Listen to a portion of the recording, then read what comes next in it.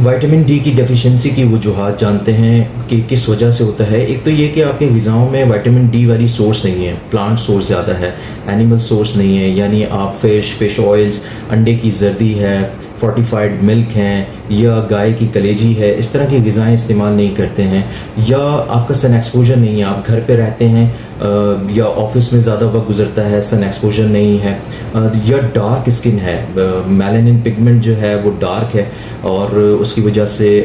Vitamin D deficiency हो रही है, एब्जॉर्प्शन में प्रॉब्लम हो रही है, किडनी कन्वर्ट ना कर रहा हो एक्टिव फॉर्म के अंदर, उन लोगों में ये विटामिन डी डेफिशिएंसी हो सकती है। इसी तरह डाइजेस्टिव सिस्टम से रिलेटेड अगर डिसऑर्डर हैं या डिजीज़ हैं, celiac disease, Crohn's disease, cystic fibrosis, उनमें भी विटामिन डी की डेफिशिएंसी हो सकती है। या मोटापा है, उसमें विटामिन डी की डेफिशिएंसी होती है। बीएमआई 30 किलोग्राम पर मीटर स्क्वायर से ज़्यादा है। अपने मुआलिज को ज़रूर दिखाएं ताकि इसको